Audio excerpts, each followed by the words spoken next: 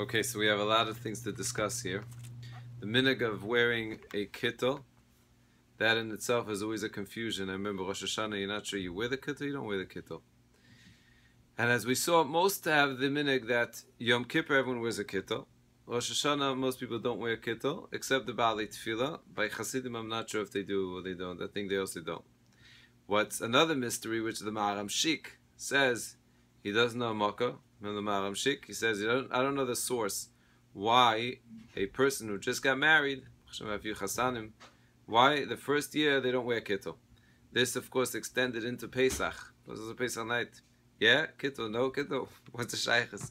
So there's a beautiful pshat that we saw for them in Yisrael that the minhag actually came from a kittel. You really have to go back. What does a kittel represent? One of the explanations, in fact, in the word itself, we saw the kittel means katla.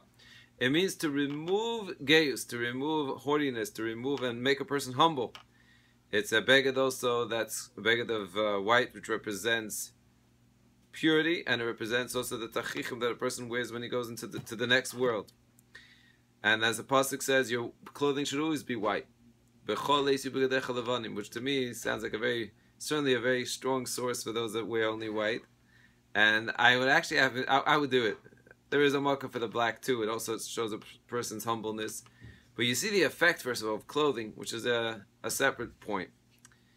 But what comes out from that is the following, is that a person that just got married, usually they used to get married 18, before 20. Before 20, a person doesn't have onshim min hashamayim. So since there's no din of einish min hashamayim, so already a person doesn't have to be so worried, and doesn't have to have that obligation and the experience and the concern of having humbleness and being mesa geus. So that's why the minhag was not to wear kittel. Of course, today it really doesn't apply, and in fact, the Maharam Shik says anyone that wants to wear kittel even in the first year of marriage, it's not a problem. And okay, that's the kittel. Someone came to me with the following shaila, and I think it's so appropriate for today. Very sincere person, good friend of mine. He said, I'm looking into buying certain businesses, and the one question that's really haunting me is whether I should wear yamaka. Do I have to wear yamaka? Should I wear yamaka? So we discussed the whole situation, why yes, why not, and then I told him, especially, and I didn't even realize, this month we're about to go to the king.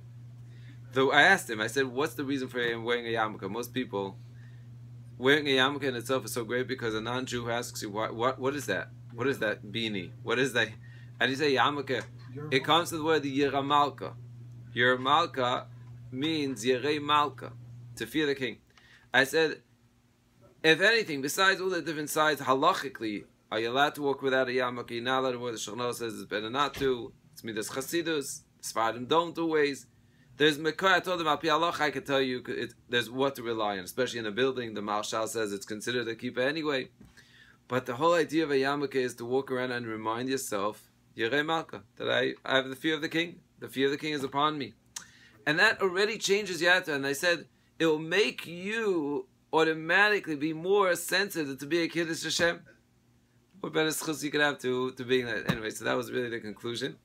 And Allah, we should be zeicha to have true fear of Hashem, Yirei Malka.